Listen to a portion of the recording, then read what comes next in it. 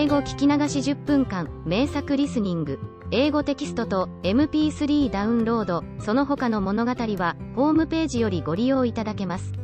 88thpp.com 88thpp.com She shall play with me, said the little robber child. She shall give me her muff, and her pretty frock, she shall sleep in my bed. And then she gave her mother another bite, so that she jumped, and ran round with the pain, and the robbers laughed, and said, Look, how she is dancing with the little one. I will go into the carriage, said the little robber maiden, and she would have her will, for she was very spoiled and very headstrong. She and Gerda got in, and then away they drove over the stumps of felled trees, deeper and deeper into the woods. The little robber maiden was as tall as Gerda, but stronger, broader shouldered, and of dark complexion. Her eyes were quite black, they looked almost melancholy. She embraced little Gerda, and said, They shall not kill you as long as I am not displeased with you. You are, doubtless, a princess? No, said little Gerda, who then related all that had happened to her, and how much she cared about little Kay. The little robber maiden looked at her with a serious air, nodded her head slightly, and said, They shall not kill you, even if I am angry with you, then I will do it myself, and she dried Gerda's eyes, and put both her hands in the handsome muff, which was so soft and warm. At length the carriage stopped. They were in the midst of the courtyard of a robber's castle. It was full of cracks from top to bottom, and out of the openings magpies and rooks were flying, and the great bulldogs, each of which looked as if he could swallow a man, jumped up, but they did not bark, for that was forbidden. In the midst of the large, old, smoking hall burned a great fire on the stone floor. The smoke disappeared under the stones, and had to seek its own egress. In an immense cauldron soup was boiling, and rabbits and hares were being roasted on a spit. You shall sleep with me tonight, with all my animals, said the little robber maiden. They had something to eat and drink, and then went into a corner, where straw and carpets were lying. Beside them, on laths and perches, sat nearly 100 pigeons, all asleep, seemingly, but yet they moved a little when the robber maiden came. They are all mine, said she, at the same time seizing one that was next to her by the legs and shaking it so that its wings fluttered. Kiss it, cried the little girl, and flung the pigeon in Gerda's face. Up there is the rabble of the wood, continued she, pointing to several laths which were fastened before a hole high up in the wall. That's the rabble, they would all fly away immediately, if they were not well fastened in. And here is my dear old Bach, and she laid hold of the horns of a reindeer, that had a bright copper ring round its neck, and was tethered to the spot. We are obliged to lock this fellow in two, or he would make his escape.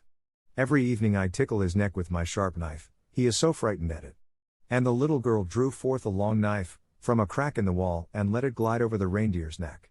The poor animal kicked, the girl laughed, and pulled Gerda into bed with her. Do you intend to keep your knife while you sleep? Asked Gerda, looking at it rather fearfully. I always sleep with the knife, said the little robber maiden. There is no knowing what may happen. But tell me now, once more, all about little Kay, and why you have started off in the wide world alone. And Gerda related all, from the very beginning. The wood pigeons cooed above in their cage, and the others slept. The little robber maiden wound her arm round Gerda's neck, held the knife in the other hand, and snored so loud that everybody could hear her, but Gerda could not close her eyes, for she did not know whether she was to live or die. The robber sat round the fire, sang and drank, and the old female robber jumped about so, that it was quite dreadful for Gerda to see her. Then the wood pigeon said, Coo! Coo! We have seen little Kay. A white hen carries his sledge. He himself sat in the carriage of the Snow Queen, who passed here, down just over the wood, as we lay in our nest. She blew upon us young ones, and all died except we two. Coo! Coo! What is that you say up there? Cried little Gerda. Where did the Snow Queen go to? Do you know anything about it? She is no doubt gone to Lapland, for there is always snow and ice there. Only ask the reindeer, who is tethered there. Ice and snow is there. There it is, glorious and beautiful, said the reindeer. One can spring about in the large shining valleys. The Snow Queen has her summer tent there, but her fixed abode is high up towards the North Pole, on the island called Spitzbergen. Oh, Kay! Poor little Kay, sighed Gerda. Do you choose to be quiet? Said the robber maiden. If you don't, I shall make you. In the morning Gerda told her all that the wood pigeons had said, and the little maiden looked very serious, but she nodded her head, and said, That's no matter, that's no matter. Do you know where Lapland lies? She asked of the reindeer. Who should know better than I? Said the animal, and his eyes rolled in his head. I was born and bred there, there I leapt about on the fields of snow. Listen, said the robber maiden to Gerda. You see that the men are gone, but my mother is still here, and will remain. However, towards morning she takes a draught out of the large flask, and then she sleeps a little, then I will do something for you. She now jumped out of bed, flew to her mother, with her arms round her neck, and pulling her by the beard, said, Good morrow, my own sweet nanny good of a mother.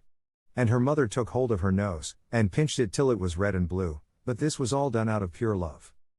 When the mother had taken a sup at her flask, and was having a nap, the little robber maiden went to the reindeer, and said, I should very much like to give you still many a tickling with the sharp knife, for then you are so amusing. However, I will untether you, and help you out, so that you may go back to Lapland. But you must make good use of your legs, and take this little girl from me to the palace of the Snow Queen, where her playfellow is. You have heard, I suppose, all she said, for she spoke loud enough, and you were listening. The reindeer gave a bound for joy. The robber maiden lifted up little Gerda, and took the precaution to bind her fast on the reindeer's back. She even gave her a small cushion to sit on. Here are your worsted leggins, for it will be cold, but the muff I shall keep for myself, for it is so very pretty. But I do not wish you to be cold. Here is a pair of lined gloves of my mother's, they just reach up to your elbow. On with them. Now you look about the hands just like my ugly old mother. And Gerda wept for joy. I can't bear to see you fretting, said the little robber maiden. This is just the time when you ought to look pleased. Here are 2 loaves and a ham for you, so that you won't starve. The bread and the meat were fastened to the reindeer's back. The little maiden opened the door, called in all the dogs, and then with her knife cut the rope that fastened the animal, and said to him, Now, off with you, but take good care of the little girl. And Gerda stretched out her hands with the large wadded gloves towards the robber maiden, and said, Farewell. And the reindeer flew on over bush and bramble through the great wood, over moor and heath, as fast as he could go.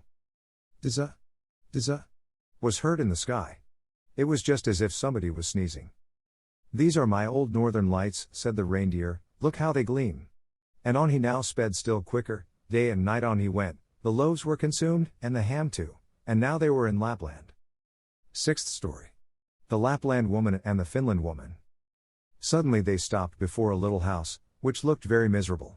The roof reached to the ground, and the door was so low that the family were obliged to creep upon their stomachs when they went in or out.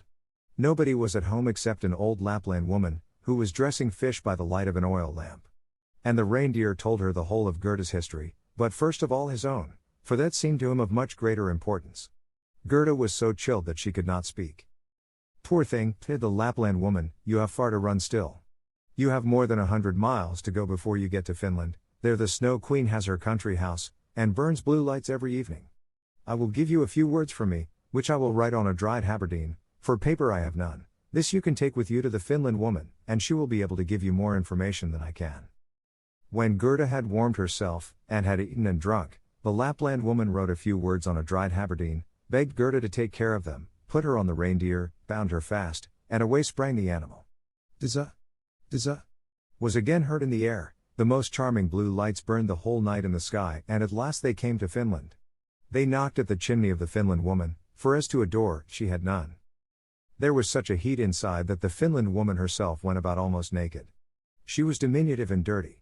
She immediately loosened little Gerda's clothes, pulled off her thick gloves and boots, for otherwise the heat would have been too great, and after laying a piece of ice on the reindeer's head, read what was written on the fish skin. She read it 3 times, she then knew it by heart, so she put the fish into the cupboard, for it might very well be eaten, and she never threw anything away. Then the reindeer related his own story first, and afterwards that of little Gerda, and the Finland woman winked her eyes, but said nothing. You are so clever, said the reindeer, you can, I know, twist all the winds of the world together in a knot. If the seaman loosens 1 knot, then he has a good wind, if a second, then it blows pretty stiffly, if he undoes the 3rd and 4th, then it rages so that the forests are upturned. Will you give the little maiden a potion, that she may possess the strength of 12 men, and vanquish the Snow Queen? The strength of 12 men, said the Finland woman. Much good that would be. Then she went to a cupboard, and drew out a large skin rolled up. When she had unrolled it, strange characters were to be seen written thereon, and the Finland woman read at such a rate that the perspiration trickled down her forehead. But the reindeer begged so hard for little Gerda, and Gerda looked so imploringly with tearful eyes at the Finland woman, that she winked, and drew the reindeer aside into a corner, where they whispered together, while the animal got some fresh ice put on his head. 'Tis true little Kay is at the Snow Queen's, and finds everything there quite to his taste, and he thinks it the very best place in the world, but the reason of that is, he has a splinter of glass in his eye, and in his heart.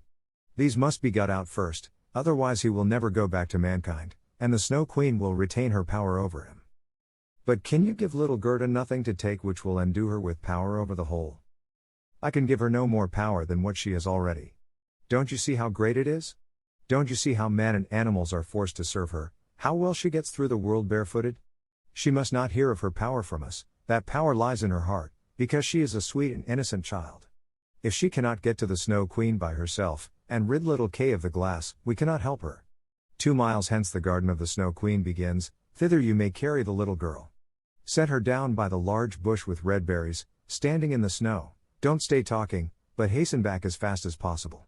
And now the Finland woman placed little Gerda on the reindeer's back, and off he ran with all imaginable speed. 英語聞き流し10分間、名作リスニング。英語テキストと MP3 ダウンロード、その他の物語は、ホームページよりご利用いただけます。88thpp.com 88thpp.com